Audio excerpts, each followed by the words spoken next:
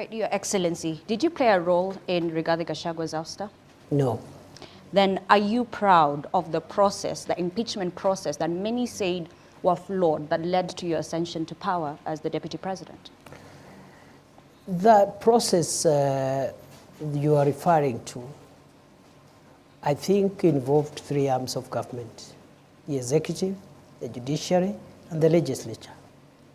To that extent, to the extent that constitutional institutions were involved and are still involved, I see no problem with that process, and if there is a problem, there is a way of remedying that problem. What about the right to fair hearing that he did not get? That is the matter before court, unless you want me to discuss the merits of the matter before court. So then what's your relationship between you and the ousted, impeached deputy president? As it was before. Are you friends or not? We are good people, we're good friends. I have no reason to complain in the past, present, and even in the future. Was there a handover? Yes. An official handover? Was there official handover? There wasn't an official handover because the former deputy president is in court. You wouldn't expect him to hand over if he's in court. Your Excellency, which IEBC cleared you? Did you take your papers there? How were you cleared by the IEBC? There is no requirement to clear a deputy president who ascends to office by virtue of Article 145 read together with 150. But What requires the clearance of IBC is the president and the deputy president in an election. The President's memo to Parliament, Your Excellency, indicated that your no nomination election. was cleared by IEBC. There was no election. I assumed office through a process different from a process following an election. Is it an indictment of the judiciary, Your Excellency? Because the former deputy president, through a court process, is actually outside. We have the governor of Meru, who is in office, even through a similar process. What kind of jurisprudence is that creates two forms of justice in your own understanding? And this is from a point of view as a law professor. First, the two cases you have cited were beneficiaries of court injunctions.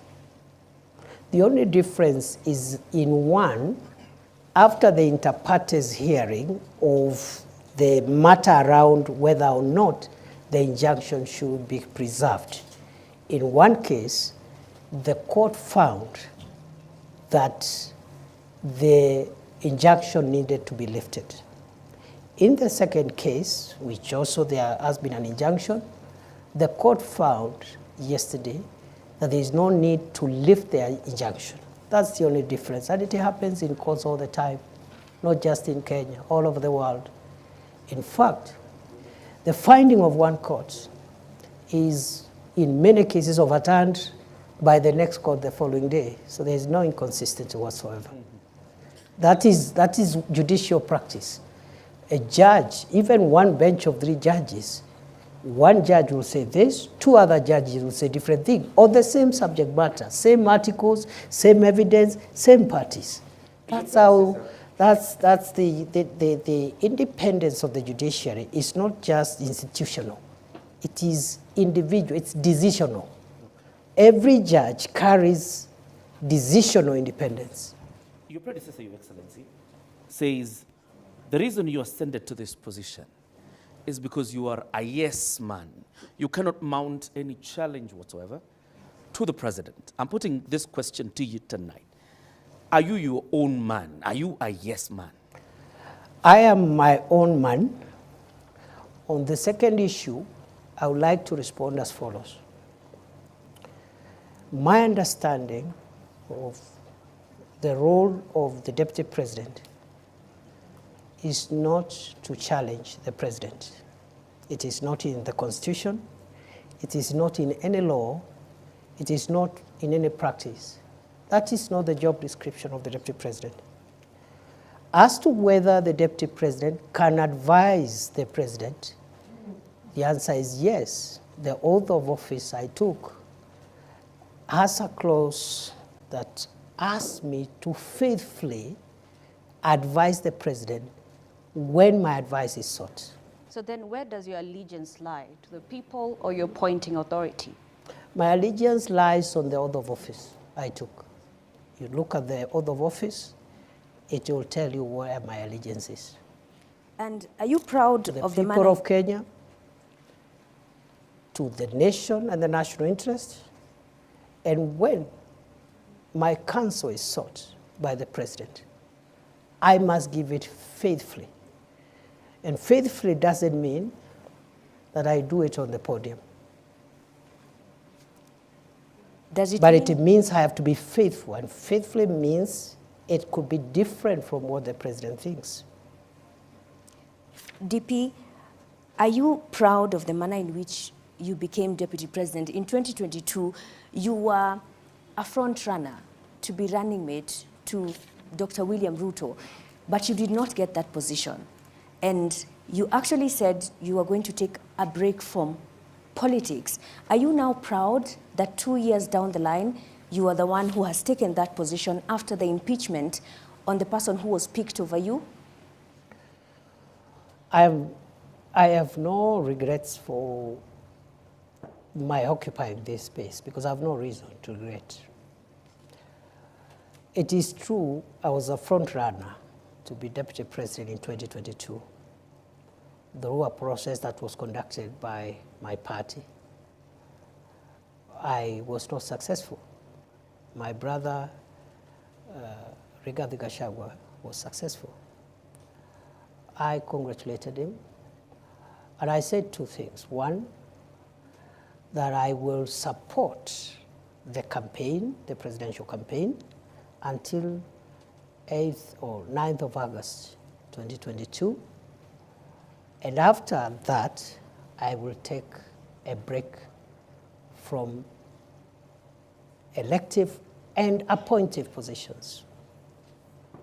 But you still took the CS Just a moment. position. Just a moment.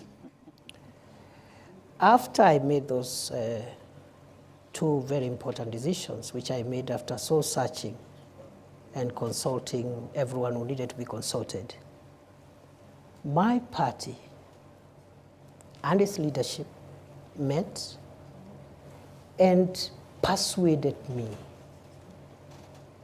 as a member of the party, because I didn't say I'll leave the party. I said I'll campaign for President Ruto and his deputy, but after that, I'll not be running for any office. I'll take a break for 10 years.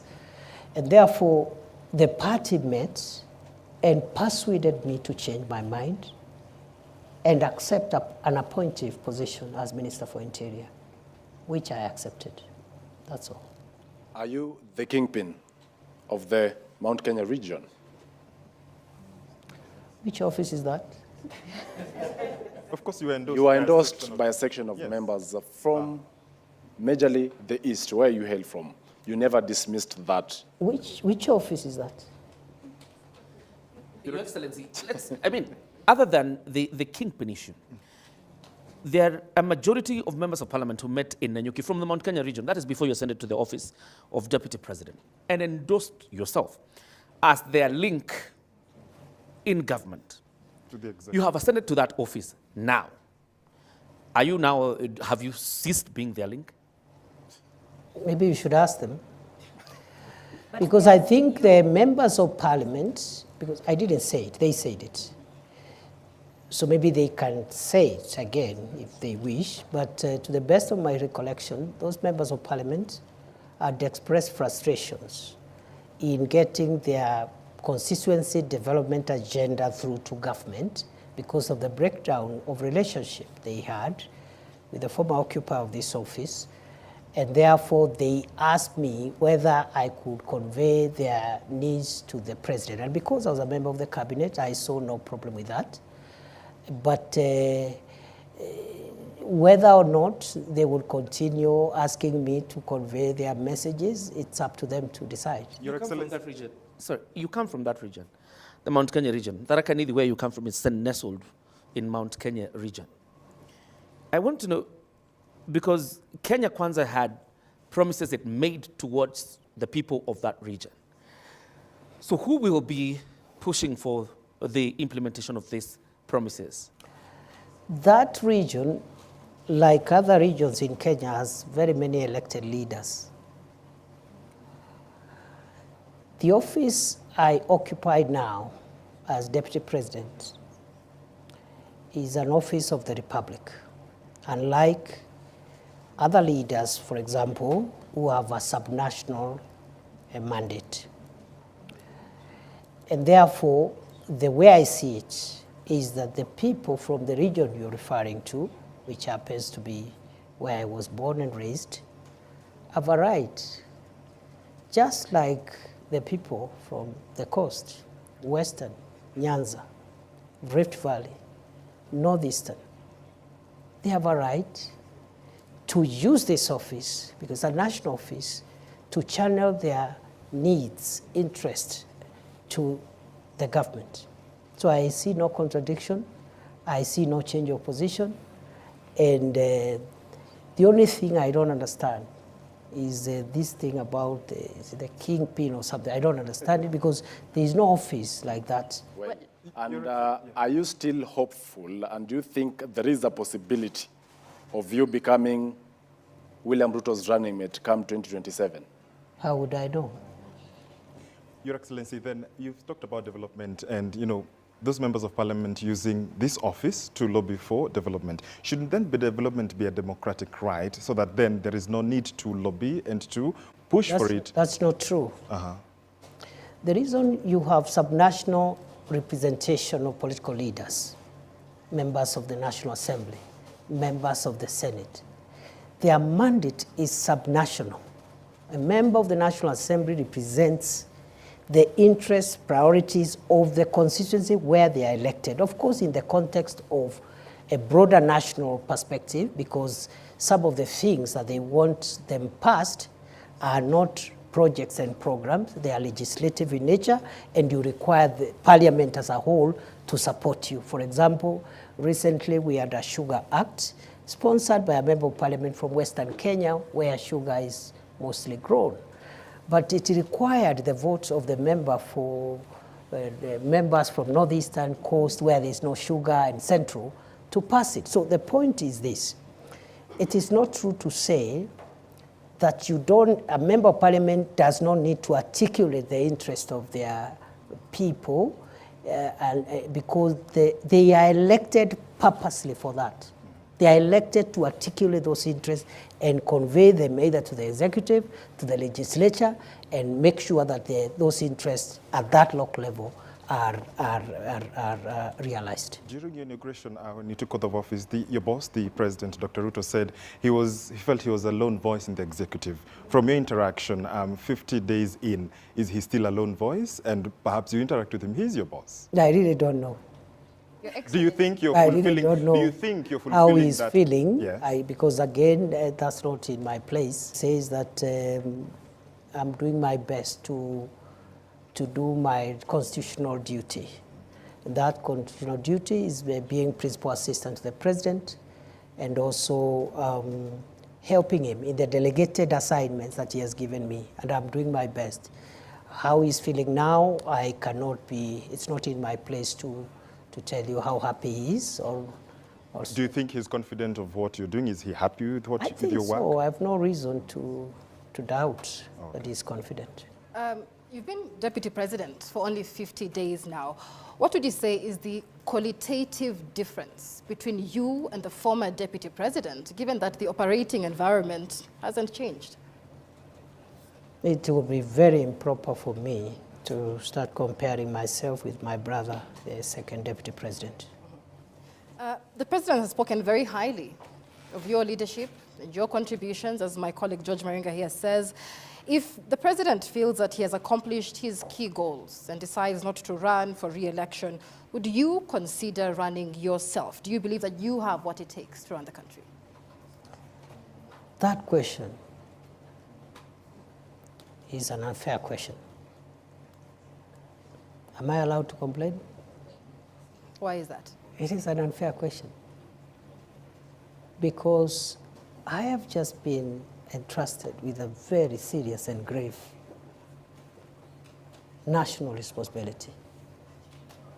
What is weighing in my mind now and what is really, really occupying me is the desire to discharge those obligations, because the expectations of the people of Kenya, the expectations of the president are so high. If I started occupying myself with ideas of what will happen, I don't know when, I'll be the most unsuitable person to be seated before you today. Your Excellency, I want to rephrase Michelle's question regarding you and the former deputy president. Let's not even go with the qualitative differences. But clearly there are lessons you must have learned from Gachagwa's tenure in office. What lessons are those? You know, my friend, you know, in leadership is defined by certain ethos and parameters. And I want to persuade you to allow me not to discuss my brother, the Honorable Rigathi Gachagua, because he's my friend. And you've not heard me bad-mouthing him anywhere before when he was in this office or even after he left office. So please spare me, because it is not right. It is wrong to start comparing myself with the predecessor or someone who occupied this office now or in the past, or a person who would occupy it in the future. Are you being cautious, Your Excellency? The region you come from is very restive, and it's quite a significant, it has quite a significant portion in terms of votes. Are you being cautious now when I ask you the question of lessons you've learned? Are you being cautious not to antagonize the former deputy president?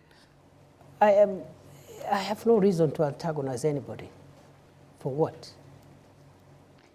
Your Excellency. Your Excellency, perhaps just to buttress on what John Kithure said, when it comes to lessons learned, many have said that the seat that you occupy now, the deputy presidency, has some sort of curse. They've called it the curse of the deputy presidency. And every individual who's held this seat has had some sort of, falling into political oblivion. Do you believe that you have the magic wand to change this so-called curse of the deputy? I don't believe any seat is cursed. Let's start from there. Secondly, I don't think it is a priority to start thinking whether I will survive in this seat or not. As I have said, what is weighing in my mind, the same way when I became Interior Minister and the North Rift was in that shape, Lamu, Boni was in that shape, and Northern Kenya was that shape. I told myself, including the passport crisis, I said, if I will last here for 1 year, I want to try my best and have these challenges under control. So for me, I cannot start now entertaining myself on what will happen to me, whether I'll succeed here or there. That's not for me to determine. It's beyond me. What is within my reach, what is within my control, is the focus to deliver on the job. As to whether I survive or what happens, that is not within my reach, and I cannot control what I cannot control. VP, we need to move forward to the next topic, but I would like to end this with this question. The mountain which you seem to be avoiding is hostile ground right now, and not just the mountain. The government is struggling with its popularity. As the president's principal assistant, how are you working to change that perception of Kenyans? And more so those who are... Did you say that the mountain is restive? Yes. The reception in Embu, for example, yes. In Nyandarua the other day, residents refused to listen to the president's speech. In Nakuru County, at a burial, again, they did not want to listen to the president's That is democracy. message. That's how democracy works. Is in that hostile ground to the government that you serve as deputy president now? You see, there is a difference between running governments and being popular. Those are two different things. And for me, a leader should be least worried about popularity. The worry of a leader should be their pace and focus on transforming the lives of the people. And do you A think the lives of the people have been good transformed? leader is not necessarily one who is popular all the time. However, a good leader knows when to be popular. Don't you think that popularity has gone down because Kenyans' lives I have really been don't think so, transformed because at the moment, President Ruto and this administration now in the midterm is not in their priority to look for popularity. There is no election taking place. The task of the government now at midterm is to track the pace of delivery, where there are gaps, seal those gaps, and just deliver on the commitments. The time will come when there will be popularity contests. And let me tell you, for avoidance of doubts, that is not President Ruto's worry. I now we'll lose it, time will elapse. We could even win the election next time, but we will not have delivered as we ought to deliver. Your Excellency, And that perhaps transformation that you're talking about, Ashley, allow me, is what brings us into the next topic, which Yeah, asante sana kwa kutazama Wasource TV. So hii ndio video ambayo inasemekana imeweza kuleta ghadhabu kali, yani imefanya Kithure Kindiki kuvurugana ama kuwa na tashwishi pale Statehouse, ambapo inasemekana aliweza kuzabwa kofi, jambo ambalo alijathibitishwa sahihi, lakini kuna uvumi ambapo inaenea sasa hivi. Kila wakati unajua palipo na moshi pia hapakosi moto. So sijui una maoni gani kuhusiana na hii interview? Je, kuna chochote ambacho mheshimiwa ama deputy president aliweza kuzungumzia ambayo haifai ama hakuweza kufanya nini ambayo imeweza kukasirisha wandani wa rais? Na pia inasemekana kwamba rais sasa hivi na naibu wake kuna mvutano kati yao. So niachie maoni yako kwenye comment section. Kama huja subscribe na kuomba uweze kusubscribe. Kama uko na maoni niachie hapo kwenye comment section. Finya notification bell ndio wakati wote tunapata habari kama hii unakuwa mtu wa kwanza kuipata. Hadi wakati mwingine, mimi nakutakia mchana mwema. Asante sana.